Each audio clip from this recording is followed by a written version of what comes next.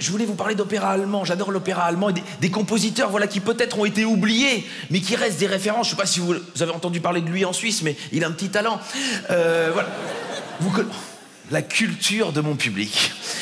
Je pense qu'il y a des auditeurs de France Inter, parce que là, c'est pas possible autrement. Tout de suite, ils m'ont reconnu Mozart. Merveilleux, merveilleux. C'est un portrait de Mozart. Bon, en fin de carrière, j'ai un autre portrait de Mozart au moment où il a composé son premier opéra. J'ai un autre portrait de Mozart au moment où il a composé son premier concerto. Magnifique, déjà.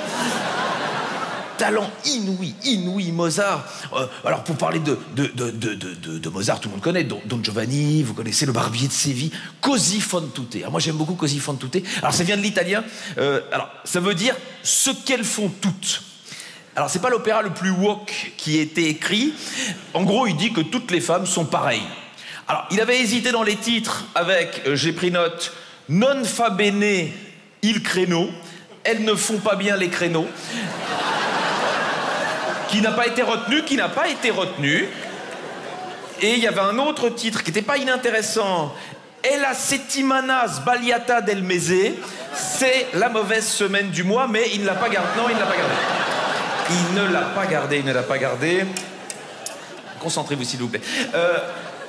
L'opéra allemand, évidemment, je ne peux pas passer outre. Une autre grande star, voilà Richard Wagner, qu'on voit ici un jour où il était plutôt de bonne humeur. L'opéra italien, parlons de l'opéra italien. Alors l'opéra italien, on le reconnaît facilement, c'est le seul opéra où les chanteurs bougent plus les mains que le chef d'orchestre. Ça, c'est l'opéra italien.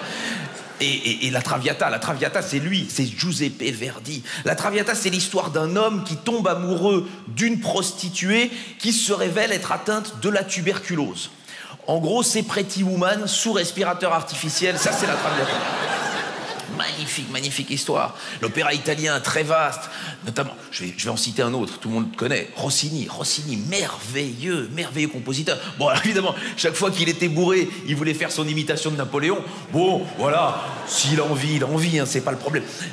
Rossini, très connu parce que spécialiste de l'opéra bouffe. Et je pense vraiment...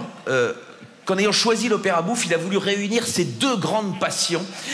Oui, et, bon, ça se voit un petit peu qu'il tapait beaucoup sur le tourne-dos, Rossini. Ne me félicitez pas, ce n'est que mon travail,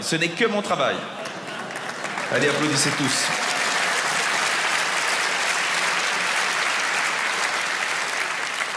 J'ai fait des blagues formidables et vous applaudissez tourne-dos Rossini, c'est la honte. On a le public qu'on mérite. Et moi, je voulais vous parler aussi de l'opéra russe. Je vous en ai... Le plus grand, c'est évidemment, c'est lui, c'est Tchaïkovski. Tchaïkovski, il n'a pas fait que de l'opéra, il a fait des ballets. Tchaïkovski, il a fait des symphonies. La symphonie numéro 1, c'est Tchaïkovski. La symphonie numéro 2, Tchaïkovski aussi. Oui, tout à fait. La symphonie numéro 3, tenez-vous bien, c'est Tchaïkovski qui l'a écrite. La symphonie numéro 4, Tchaïkovski. La symphonie numéro 5, c'est de Tchaïkovski. La symphonie numéro 6, c'est de Tchaïkovski. Et bien sûr, celle qui resta inachevée, la fameuse symphonie en mi bémol majeur. Alors, Tchaïkovski a composé des suites aussi. La suite numéro 1, il n'y en a que 4. Allez. Non, parlons des... Il a composé 11 opéras, et son plus célèbre opéra, c'est Eugène Onégine. Magnifique opéra, et cette scène merveilleuse où Eugène Onégine, comme ça, appelle en duel son meilleur ami, et ça a été peint par les plus grands peintres russes. On voit notamment ici ce tableau d'Ilya Repin, magnifique, c'est cette scène d'Onégine. Tableau peint aussi par Lydia Timoshenko, qui vraisemblablement peignait un peu plus lentement que son collègue, mais... Je suis content que vous l'aimiez celle-là, parce que elle me plaît bien aussi,